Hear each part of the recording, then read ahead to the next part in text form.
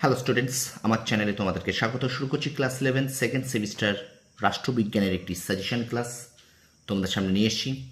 ভীষণ গুরুত্বপূর্ণ তোমাদের জন্য, প্রথম থেকে শেষ পর্যন্ত দেখবে। তো চলো শুরু করি ক্লাসটি। দেখো, ক্লাস 11 সেকেন্ড সেমিস্টার রাষ্ট্রবিজ্ঞান সাজেশন, তোমাদের রাষ্ট্রবিজ্ঞানের কিন্তু 4 নম্বরের প্রশ্নের সাজেশন আমি দেব, ঠিক আছে? 4 নম্বরে মনে রাখবে তোমাদের কিন্তু 3টে লিখতে হবে। কি বললাম? 4 নম্বরের প্রশ্ন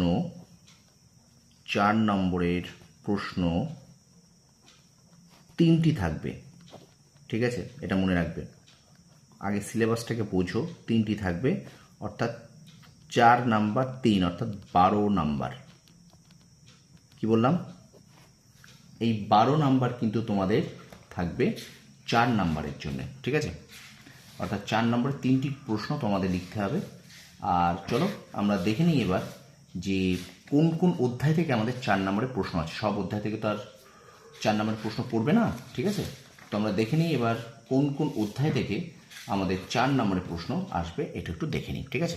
তো চলো দেখো 4 নম্বরের প্রশ্ন কোন কোন অধ্যায় থেকে আসবে। অধ্যায় 2 আছে, এটা জাতি এবং জাতীয়তাবাদ, এই অধ্যায়টা, এখান থেকে 4 আসবে, 2 এবং 4। আচ্ছা, অধ্যায় 5 মৌলিক অধিকারের অর্থ ও প্রকৃতি, নির্দেশমূলক নীতি ও মৌলিক কর্তব্যসমূহ, এই অধ্যায় থেকে আসবে। আর অধ্যায় 6 নির্বাচন এবং প্রতিনিধিত্ব, এই 3টে অধ্যায় থেকে কিন্তু 4 নম্বরের প্রশ্ন আসবে, ওকে? আর বাকি যে 3টে অধ্যায় আছে সেখান থেকে 8 নম্বরের প্রশ্ন আসবে। তোমরা জানো তোমাদের রাষ্ট্রবিজ্ঞানের 2, 3 এবং 2, 3 এবং 6, 2, 3 এবং 6 নম্বরের প্রশ্ন আছে, ঠিক আছে? তো এই অধ্যায় 2, 5, 6 এখান থেকে 4 নম্বরে আসবে। আর বাকি যে অধ্যায়গুলো আছে অর্থাৎ 1, 3 এবং 4 এখান থেকে কিন্তু তোমাদের 2 এবং 6 নম্বরের প্রশ্ন আসবে, ঠিক আছে? আর এই দুটো 3টে থেকে 2 এবং 4-এ।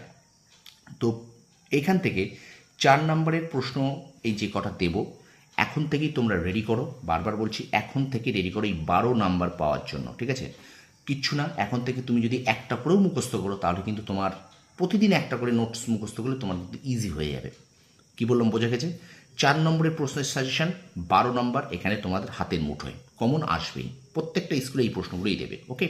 চলো শুরু করি ক্লাসটি। দেখো, প্রথম যে দ্বিতীয় অধ্যায়টা আছে জাতি এবং জাতীয়তাবাদ, এই অধ্যায় থেকে কোন কোন 4 নম্বরের প্রশ্নগুলো আমরা করব, তোমরা করে যাবে সেটা একটু দেখে নাও। দেখো, অধ্যায় 2 জাতি এবং জাতীয়তাবাদ, 4 নম্বরের প্রশ্ন। দেখো, জাতীয় জনসমাজের উপাদানগুলি আলোচনা করো, অথবা জাতীয় জনসমাজের বাহ্যিক ও ভাবগত উপাদানের উল্লেখ করো, ঠিক আছে? 2 নম্বর জাতীয় রাষ্ট্রের পার্থক্য লেখো। 3 নম্বর জাতীয়তাবাদের বৈশিষ্ট্যগুলি আলোচনা করো। 4 নম্বর জাতীয়তাবাদের সপক্ষে ও বিপক্ষে যুক্তিগুলি আলোচনা করো। 5 নম্বর জাতীয় আত্মনিয়ন্ত্রণের অধিকারটি ব্যাখ্যা করো।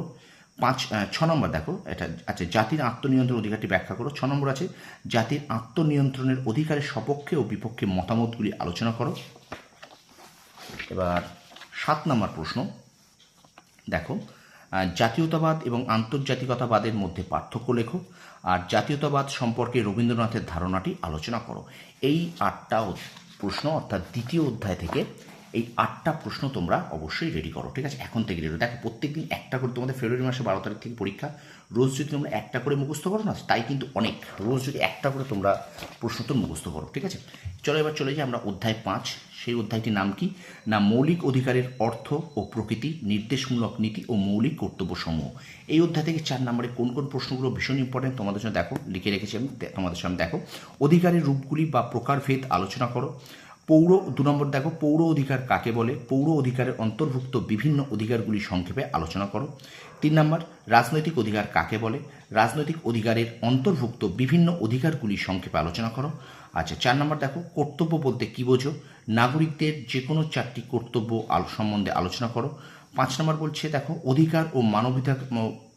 অধিকার ও মানবাধিকারের মধ্যে পার্থক্য লেখো। আচ্ছা, 6 নম্বর দেখো, ভারতীয় সংবিধানে মৌলিক অধিকারগুলিকে লিপিবদ্ধ করার কারণগুলি কী কী, জরুরি অবস্থা ঘোষিত হলে ভারতীয় নাগরিকরা কী মৌলিক অধিকার ভোগ করতে পারে, এটা 2+2 4 নম্বর আছে এখানে। 7 নম্বর দেখো, ভারতীয় সংবিধানে কী কী মৌলিক অধিকার স্বীকৃত হয়েছে, ওকে? আচ্ছা, 8 নম্বরে চলে যাই। দেখো, ভারতের সংবিধানে স্বীকৃত সাম্যের অধিকারটি আলোচনা করো। 9 নম্বর দেখো, ভারতীয় সংবিধানের স্বীকৃত স্বাধীনতার অধিকারটি সংক্ষেপে আলোচনা করো। 10 নম্বর নির্দেশমূলক নীতি বলতে কী বোঝো, নির্দেশমূলক নীতির বৈশিষ্ট্যগুলি আলোচনা করো। আচ্ছা 11 নম্বর দেখো, গুরুত্বপূর্ণ নির্দেশমূলক নীতিগুলি সংক্ষেপে উল্লেখ করো। 12 নম্বর, নির্দেশমূলক নীতির গুরুত্ব বা তাৎপর্য ব্যাখ্যা করো। 13 নম্বর প্রশ্ন, মৌলিক অধিকার ও নির্দেশমূলক নীতির মধ্যে পার্থক্য লেখো। আর 14 নম্বর, ভারতের সংবিধানে উল্লিখিত মৌলিক কর্তব্যগুলি উল্লেখ করো। ঠিক আছে, এই 14টি প্রশ্ন তোমরা অধ্যায় 5 থেকে এখন থেকেই রেডি করো। ঠিক আছে, বারবার বলছি এখন থেকে রেডি করো, ফাঁকির কোনো জায়গা নেই। ঠিক আছে, তো রেজাল্টটা ভালো করতে হবে। ক্লাস 11 অনেকেই ভাবে ক্লাস 11 রেজাল্ট ভালো না করলেও চলবে, কিন্তু এই ফাঁদে তোমরা পা দিও না। দয়া করে তোমরা একটু পড়াশোনা করো। ঠিক আছে, পড়াশোনা দেখবে এরপরে তোমাদের 3rd সেমিস্টার 4th সেমিস্টার আছে, তো পড়ার এই রিদিমটাকে কিন্তু তোমাদের ধরে রাখতে হবে। এই প্রশ্নগুলোকে এখন থেকে তোমরা রেডি করতে থাকো। এই 14টা প্রশ্ন পঞ্চম অধ্যায় থেকে। এবার চলো আমরা ষষ্ঠ অধ্যায় চলে যাই, নির্বাচন এবং প্রতিনিধিত্ব। এই যে অধ্যায় থেকে কী কী 4 নম্বরের প্রশ্ন তোমরা করবে দেখে নাও।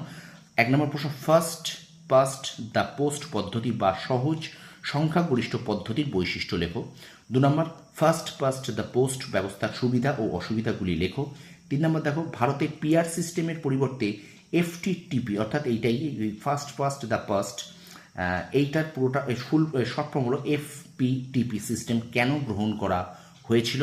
ঠিক আছে, আচ্ছা চলো আমরা চলে যাই আমাদের 4 নম্বর প্রশ্ন এই অধ্যায় থেকে, নির্বাচন কমিশনের গঠন সম্পর্কে লেখো। আচ্ছা 5 নম্বর, ভারতীয় নির্বাচন কমিশনের ক্ষমতা ও কার্যাবলী সম্পর্কে টিকা লেখো।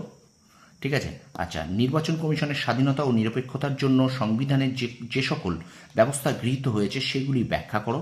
আর 7 নম্বর দেখো, ভারতীয় নির্বাচন কমিশনের নির্বাচন পরিচালনা করার ক্ষেত্রে সীমাবদ্ধতাগুলি আলোচনা করো। এই 7টা প্রশ্ন। ঠিক আছে, তোমরা ষষ্ঠ অধ্যায় থেকে অর্থাৎ 6 নম্বর অধ্যায় থেকে এই 7টি প্রশ্ন অবশ্যই এখন থেকে রেডি করো। তার মোট কটা প্রশ্ন হলো 4 নম্বরের জন্য 12 নম্বর পেতে গেলে একটু তোমাদের সাজেশনটা লং হয়েছে, তবু বলবো এই প্রশ্নগুলি কিন্তু তোমরা পরীক্ষায় পেয়ে যাবে। ঠিক আছে, তো দ্বিতীয় অধ্যায় থেকে তোমাদের 4 নম্বরের প্রশ্ন করতে হচ্ছে 8টি। ওকে, ঠিক আছে, আর পঞ্চম অধ্যায় থেকে তোমাদের 4 নম্বর প্রশ্ন করতে হবে মোট, এখান থেকে দেখো 14টি, অর্থাৎ 14 আর 8 22টি, 14 আর 8 22। এবং ষষ্ঠ অধ্যায় থেকে তোমাদের 4 নম্বরের প্রশ্ন করতে হবে, 4 নম্বরের প্রশ্ন করতে হবে মোট 7টি, অর্থাৎ 29টি। এই 29টি প্রশ্ন তোমাদের করতে হবে। 29টা প্রশ্ন 29 দিনে হয়ে যাবে। কি বললাম, 29টা প্রশ্ন 29 দিনে হয়ে যাবে। একটা মাস পড়লে 12 নম্বর হাতের মুঠোয় চলে আসবে তোমাদের। ঠিক আছে, তো এই হলো তোমাদের ক্লাস 11 সেকেন্ড সেমিস্টার রাষ্ট্রবিজ্ঞানের সাজেশন, 4 নাম্বার প্রশ্নের সাজেশন। এখান থেকেই তোমরা নিশ্চিন্তে এখন থেকে পড়ো, কমন তোমাদের নিশ্চিত। তো ভিডিওটা অবশ্যই একটু বন্ধুদের মাঝে বেশি করে শেয়ার করে দাও। আর আমার চ্যানেলে যদি নতুন হয়ে থাকো অবশ্যই চ্যানেলটাকে সাবস্ক্রাইব করো, পাশে থাকা বেল আইকনে প্রেস করে রাখো। তোমরা সফল হও, তোমাদের সাফল্য কামনা করি। ধন্যবাদ।